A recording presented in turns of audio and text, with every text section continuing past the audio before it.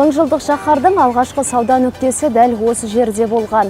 Бұл базардың іргетасы 100 жыл бұрын қаланса да, дәл қазіргі келбеті 1975 жылы пайда болды. Алматының көк базары – бұл бүгінгі біздің тақырып. Эфирде Арман Қала.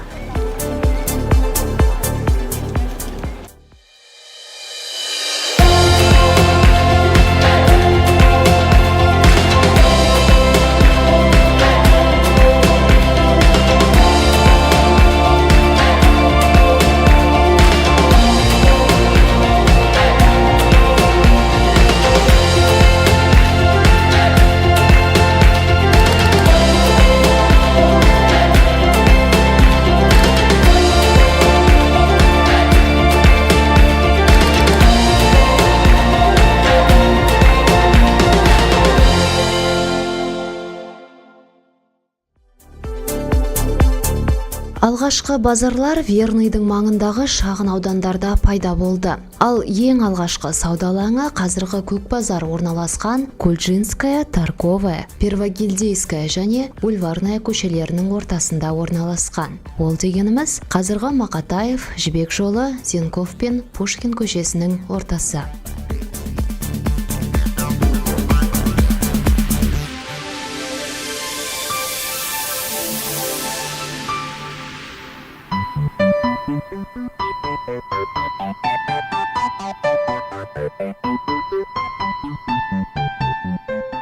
Ал алғашқы құрылыс 1875 жылы салынды. Верныйлық гостиный двор Торговая көшесінің бойындағы екі аласа павильон болатын. Ағаш галереямен қоршалған бірнеше бөліктен құралған ғимараттың тас баспалдақтары тауар сақтайтын жертөлеге апаратын. Сауда алаңы абаттандырылып, ішкі ауласында арық жүйесі арқылы жұмыс істейтін су бұрқағы да болған.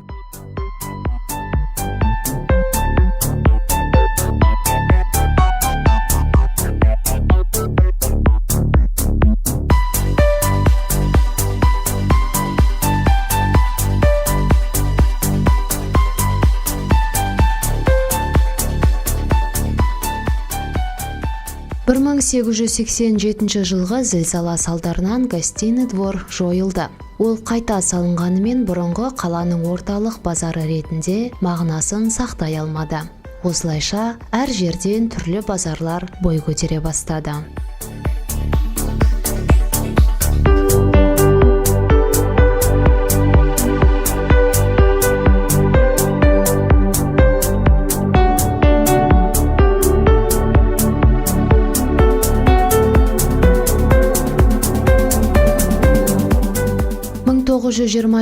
жылы гостиный двор қайта салынып, орталық колхоз базары деген атауға ие болды. Алайда халық арасында көк базар аталып кетті. Қаланың басты базарларын дәл осылай атау Орта Азия аумағы бойынша кеңінен таралған.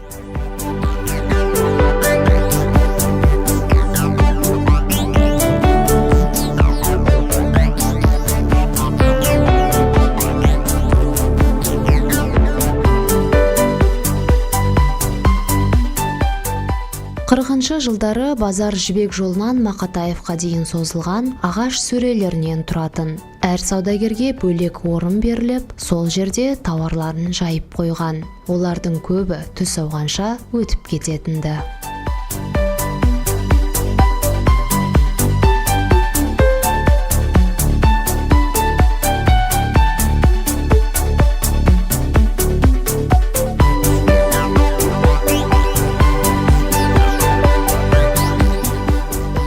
Төменіректе базардың ашық бөлігі орын алды. Мұнда жақын маңдағы колхоздардан жеміс-жидек, көкөніс, бақша дақылдары саудаланды. Базардың артқы жағында тірі мал сатылды. Бұл базарда Алматының әйгілі апорты асқан сұранысқа ие болды дейді қаланың көнекөз тұрғындары. Дәл осы жерде түрлі тағамдар да даярланды. Жалпы жыпырлаған базардан керосиннен бастап, қолдан жасалған кәмпитке дейін бәрін табуға болатын еді.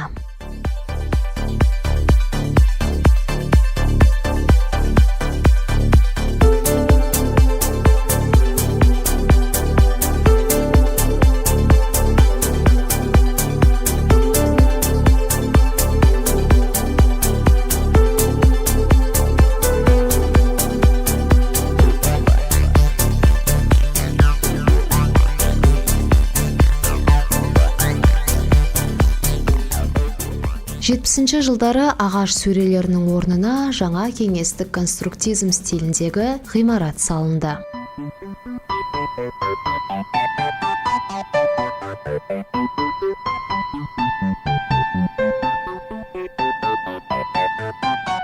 Құрылыстың бас архитекторы Марк Павлов, инженерлері Оразымбетов, Шипицин, Казиев, Котов.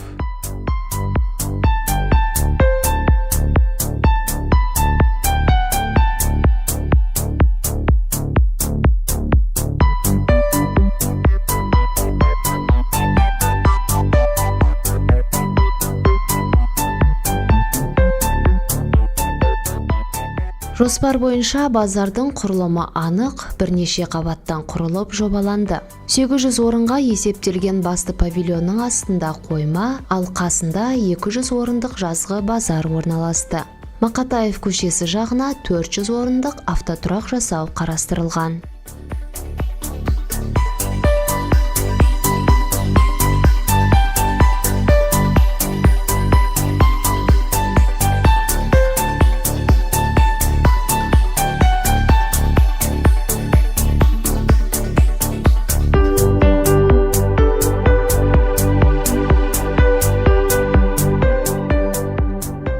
Базар құрылысы барысында сейсмикалық жағдайды ескеру қажет болды. Сол себепті барлық құрылыс материалдары да қатаң таңдаудан өтті.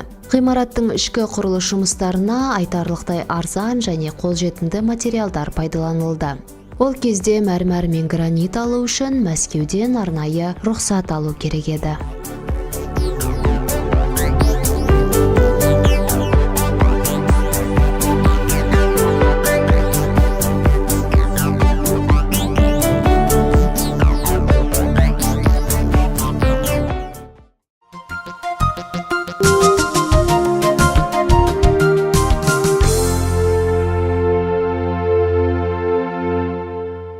Сүрленген ет керек қой, сүрленген ет бізде мінекей жілік саласыз. Бізде сүрленге жаңағы Наурыз көжеге қазақ аталарымыз бұрын тоқпан жілікті сүрлеп сататын. Тоқпан жілік бар, соны аласыз ба? Мына жаясы бар, мінекей мынандай жал бар, мынандай жаялары бар, свежий жасап берсеңіз. Онда сүрленген ет болса келіңіз енді. Мен сізге салып берейін.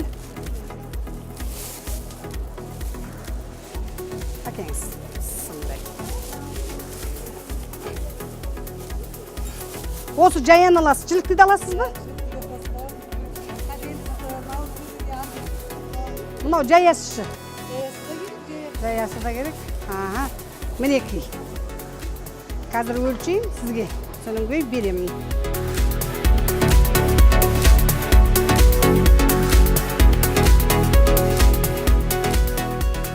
Фарида апайдың дәл осы базардан нәпақасын тауып жүргеніне аттай 27 жыл толыпты. Алғашқы көк базар мен қазіргінің арасында айырмашылық бар дейді.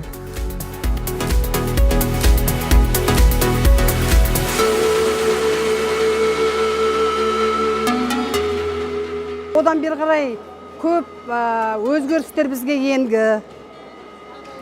Жағдайымызды жақсы жасады.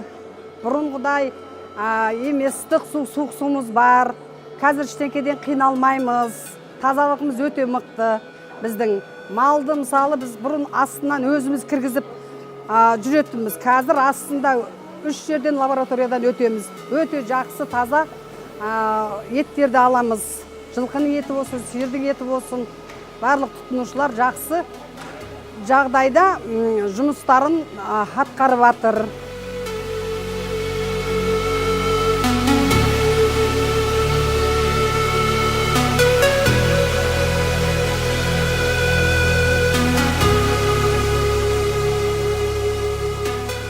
Жабық сауда павильоны 80-80 метрді құрайтын шаршы көлемінде салынған. Төменгі қабатта сауда қатарлары орналасса, жоғарғы жағында әкімшілік асханалар тұр. Зал шатырда орналасқан 9 пирамида арқылы табиғи жолмен жарықтандырылады. Біз білетін бүгінгі базардың қазіргі келбетін дәл осы пирамидалар келтіріп тұр десек артық емес. Ғимараттың ең төменгі қабатында арнайы температуралық режиммен жұмыс істейтін тоңазытқыштар орнатылған.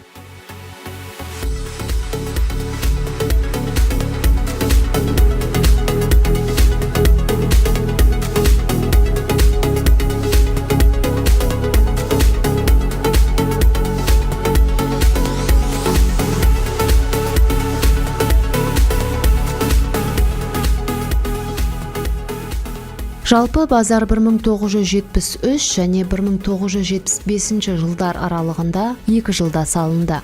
Құрылысшылар дәл осы мерзімде пайдалануға беру үшін жұмысты өте қарқынды жүргізді. Бұл мақсатта республика бойынша ең үздік жұмыс бригадалары тартылды. Жоба авторлары құрылысшылармен қатар жүріп, тіпті сол алаңда түнеген кездерде болған. Анда-санда құрылыс материалдарының тапшылығына қарамастан, құрылыс дер кезінде аяқталды.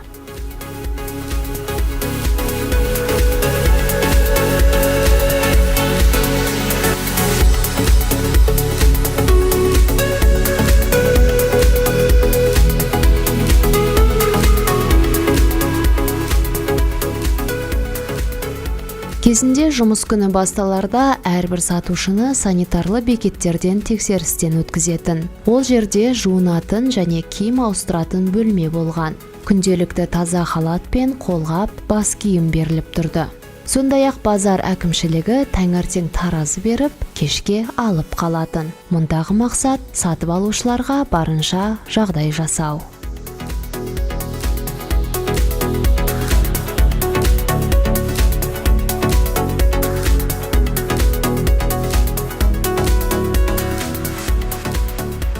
Бұрын біз қалай енді ең алғашында базарға келген кезімізде біз әйтеуір ақ халат киіп былай жүрсек болып еді.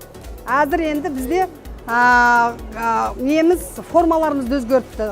Мысалы жылқы етін сатқандар мынандай формада киінеміз.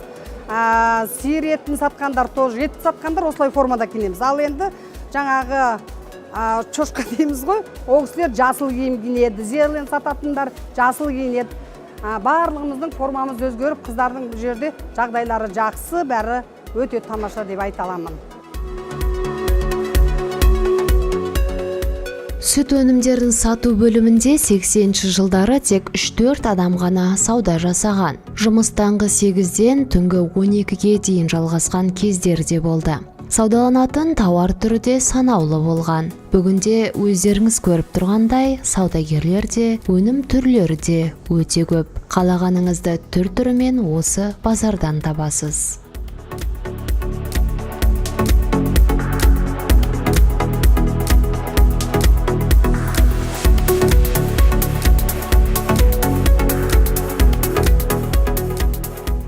Тексеріс кезінде ертең-ерте таңғы 7-тен бастап лабораториямыз істейді. Кейбірде қыс кездерінде де сондай кезде істейді. Бірақ ерте келуге тырысады. 5-те 6-да келеді. Орындар дайындалады, тазалық күшейген, бәрі тап-таза. Біз бұрын мына тұрған орнымызда мынандай мраморный тас жоқ болатын, балам. Кейін біздің осы орындарымызға еттер осылай жақсы түртіп мраморный тастар орнатып берді. Жақсы условия, астында да тазалық күшейген, ешқандай жалыбыз жоқ деп айта аламын. Қазы мен келген жылы 1800 теңге болатын. Сондай. Ал енді қазір одан бері қарай 2800-ге өсіріп отырмыз. Өйткені қазір бәрі қымбат, жем-шөп дайындау оңай емес, малды бағу, өсіру деген өте әр адамның өзінің әр жұмысы болады ғой. Ауылдық шаруашылық жерде малды өсіру өте қиын деп ойлаймын. Өйткені оған жемін береді, шөбін береді, дайындайды. Семірген малдарды ғана, жақсы малдарды ғана алып келе алады. Арық малдарды біз ала алмаймыз, балам. Сол үшін өте нашар мал болса біздің базарға кіргіздірмейді.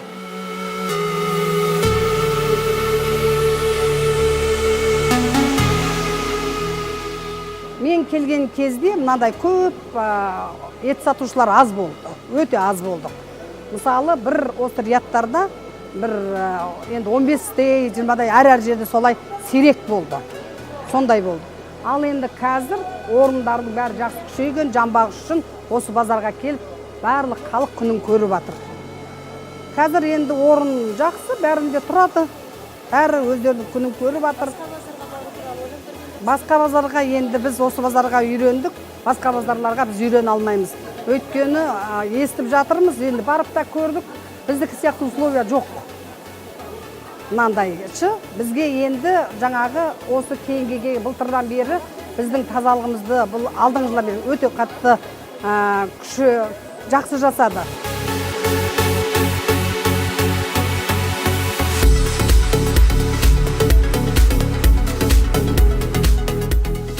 Кеңес кеңестік жүйенің құлдырауы көк базар тарихын өзгертті. Жұмыссыз жанның барлығы саудаға қарай тартылды.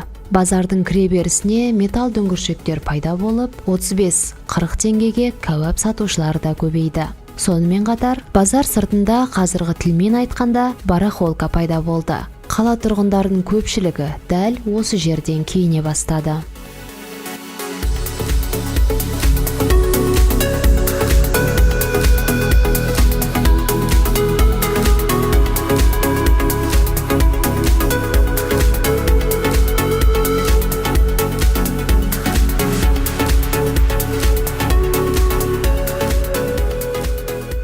Заманауи базар сол кездегіден аса өзгерген жоқ. Тек сырттағы дөңгіршектер сүріліп, киім-кешек базары бұрынғы маңыздылығын жойды.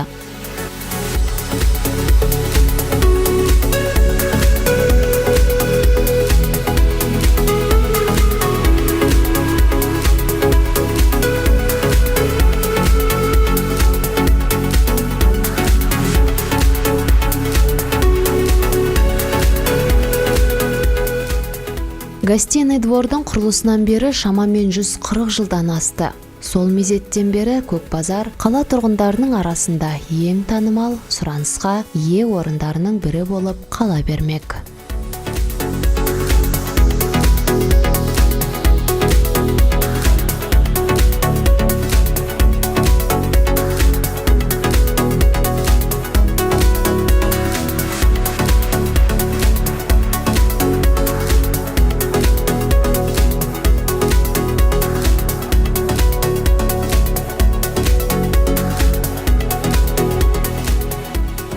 Алматының көк базары туристер арасында қызығушылыққа ие орын.